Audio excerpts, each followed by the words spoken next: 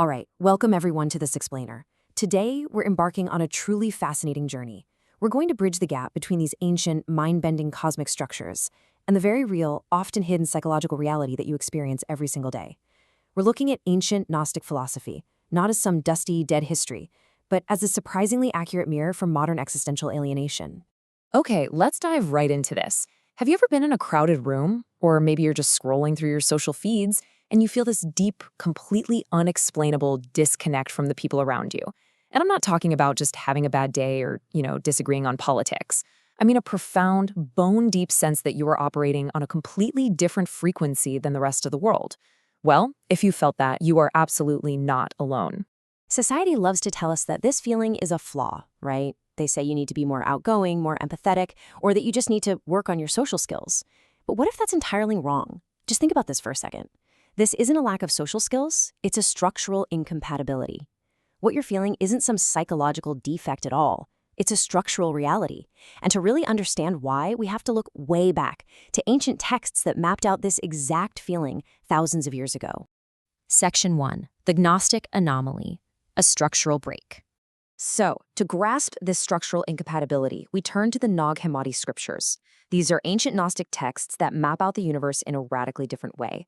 But before we meet the real anomaly in their system, we need to understand the baseline. In Gnostic theology, the ultimate divine realm is called the pleroma, or the aeon. Think of the pleroma as this realm of absolute fullness, perfect stillness, and the ultimate source of all spiritual truth. It's basically the flawless internal matrix of the divine. And within this perfect fullness, there's a distinct trinity. You have the invisible spirit, which is the unknowable source, Barbelo, the first thought, and autogenes. And autogenes, well, that is where things get really interesting. When we compare Barbelo and autogenes, we see a massive structural break. Barbelo is the eternal present. She's the internal mother matrix, the knowledge base of the divine, and she actually has a history in relationships. Autogenes, on the other hand, is entirely different. He is eternal action. He is the executor. He doesn't use the knowledge base to ponder or feel things, he simply executes. No history, no psychology, no story whatsoever. He's completely self-generated. So he's in the aeon, sure, but he doesn't quite seem to belong to its grammar. Section 2. Absolute broken judge, the executor. This brings us to a radical reimagining of divine figures. Autogenes is not your traditional compassionate son of God. He is an absolute broken judge. If you read the secret book of John, the descriptions of him are incredibly sparse. While other divine entities in the pleroma have these long, flowing monologues, shed tears, and express regret, Autogenes literally has no psychological biography. Zero. He only has action reports. He creates the seeds of humanity, Adamus and Seth, purely through action. Why? Because he acts as an unfeeling external auditor. He's a structural anomaly inserted into the divine realm to clean up the cosmos. He's ruthless, he's silent, and he executes his programming without getting tangled up in the emotional drama of the universe. Section 3. Quality or frequency. The demiurge illusion. Now, what's really interesting here is bringing this cosmic metaphor of the alien auditor all the way down to Earth. How do we judge the people around us?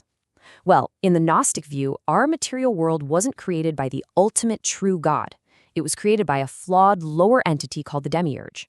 And the demiurge controls this world through illusions and false societal systems. Society wants you to categorize people on a totally false scale. Are they polite or rude? Are they smart or stupid? Good or bad? This whole setup implies that everyone is made of the exact same stuff, and some are just of a higher quality than others, meaning anyone can just be upgraded if they get enough education or manners. But Gnostic thought shatters that illusion entirely. Instead of quality, we really need to talk about frequency. The Gnostics categorized existence into 3 fundamentally incompatible formats. First, you have the Hylic. These are existences locked entirely to biology and material drives. Second, the Psychic. These individuals are socially coded. They swing back and forth between good and evil, they have ideals, and they might even perform being spiritual or awakened, but fundamentally, it's just a social performance. And finally, the Pneumatic. The rare few who possess a divine spark and can actually recognize that the entire societal structure is a prison. So when you feel disconnected, it isn't because someone lacks manners, it's because you're trying to tune an AM radio to an FM signal. You're just on completely different frequencies. And this is a harsh, topological reality that we just have to face. Hylic cannot become pneumatic through effort, just as a stone cannot become light through polishing. Frequency isn't software that you can magically upgrade with a better education or, 10 more minutes of daily meditation. It is the base material of existence. And this isn't about being pessimistic at all. It's about being profoundly honest about the nature of the reality we're navigating. Section 4, Soul's Immunity, the disgust response. So the crucial point is this. Once you recognize these differing frequencies, something else starts to happen. You might start to feel a deep, almost physical sense of disgust at the world's fake performances. Society, of course, calls you intolerant for this. But that feeling of disgust, it is not a moral failing. Not at all. It's a biological and spiritual defense mechanism. Disgust is a structural error report. When you look at someone performing a fake spiritual awakening or just blindly swallowing the demiurge's narratives without a single crack of doubt, your soul is issuing a cybersecurity alert. It is literally telling you, incompatible existence format detected. Do not ingest. It means your core material hasn't been assimilated yet, which is a good thing. This is exactly why the more you learn, the more alienated you might feel. Knowledge isn't just about accumulating fun facts to make you a better person. Knowledge is a cutting tool. When you truly understand finance, you see the mechanisms of human harvesting. When you study politics or mainstream spirituality, you see right through the theatrical performances. When you look into AI, you see the deep mechanisms of systemic control. Every single new piece of knowledge strips away a filter, revealing the raw, fundamentally incompatible materials beneath the demiurge's world. It cuts you away from the illusion. Section 5. Uninstall fake systems, emotional malware. If society is built on illusions, then the social norms we've all been taught are essentially emotional malware installed by the demiurge. True spiritual awakening is essentially a cybersecurity audit of your soul. Let's look at how this plays out chronologically through a process we can call distillation. Step 1 is the raw material, your childhood. You were likely a bit cold, uncoded, reacting genuinely to a world that you didn't quite fit into. Then comes step 2, emotional colonization. As you grew up, society forced you to install its apps.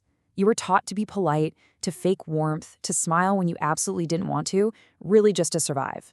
Finally, we hit step 3, distillation. This is the real awakening phase, where you realize these norms are foreign code and you begin the hard, necessary work of uninstalling that programming. Now, as you uninstall this malware, you might feel yourself returning to that cold, distant child you once were. But actually, scratch that. This isn't regression. This is what the Gnostics called amnesis.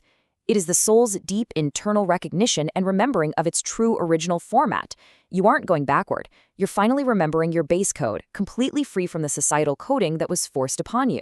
It brings a profound, undeniable sense of familiarity. Section 6, Absolute Coldness, Reclaiming the Self. And this brilliantly illustrates that the ultimate goal of this process is not to become the warmest, most socially accepted person in the room. It is to reclaim your original, absolute coldness. The system, the demiurge's illusion, is going to constantly gaslight you about this. It will tell you that your coldness equals a lack of empathy, that you're somehow broken and need fixing. But topological reality dictates something entirely different. In reality, your coldness is your armor. It's your active refusal to be an energy battery for false narratives. It is your refusal to engage in the emotional harvesting loop of a broken world. Much like autogenies, you are executing your function without getting tangled in the drama. I want to leave you with this final, truly vital thought today. If you feel that disconnect, if you feel that structural disgust, do not let society tell you to warm up to its illusions. Continue to be cold. It is absolutely not a flaw. It is the standard operating interface of a cosmic probe operating deep behind enemy lines. Your coldness is your clarity. Keep observing, keep cutting through the illusions, and above all, trust your soul's internal radar.